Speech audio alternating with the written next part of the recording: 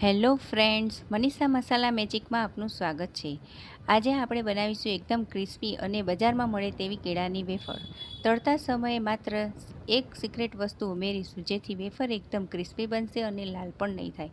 તો ચાલો જોઈ લઈએ બધી જ ટિપ્સ સાથે કેળાના વેફરની રેસિપી સારી લાગે તો વિડીયોને લાઇક કરજો અને વધારેને વધારે શેર કરજો।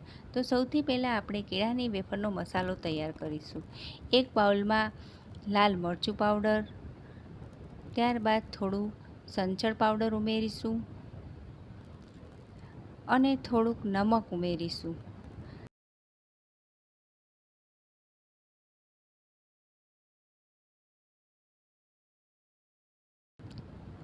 આ આપણો કેળાની વેફર માટેનો મસાલો બિલકુલ તૈયાર થઈ ગયો છે। આ મસાલાને આપણે વેફર થોડી ગરમ હશે ત્યારે તેના ઉપર સ્પ્રિંકલ કરશું, જેથી તે મસાલો બરાબર ચોંટી જાય। હવે આ રીતના કાચા કેળા આપણે લઈશું।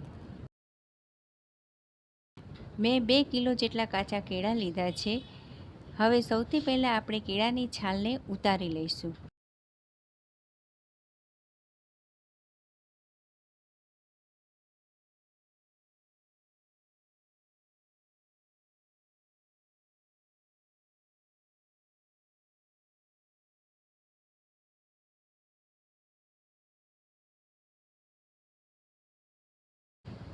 ત્યારબાદ કેળા કાળા ન પડે તે માટે આપણે આ રીતે નમક લગાવી દઈશું।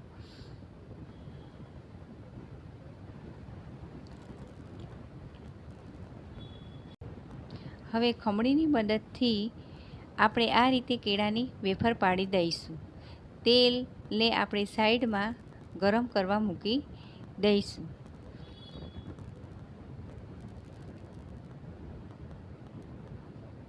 તેલ એકદમ ગરમ થાય એટલે તેમાં ચપટી મીઠું ઉમેરીશું। પછી તરત જ આ કેળાની વેફરને આપણે એક એક કરીને નાખીશું, જેથી તે ચોંટી ન જાય।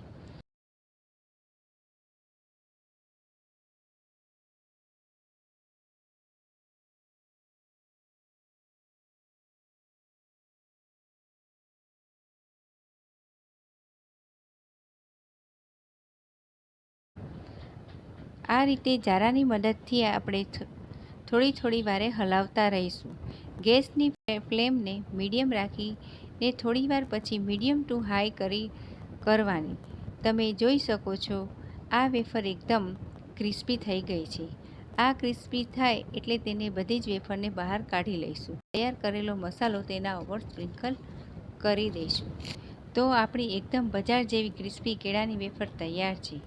ગરમ તેલમાં ચપટી મીઠું ઉમેરવાથી કેળાની વેફર એકદમ બજાર જેવી ક્રિસ્પી થશે, એ મારી આ સિક્રેટ ટિપ્સ છે। તમે આ ટિપ્સને જરૂરથી ફોલો કરજો।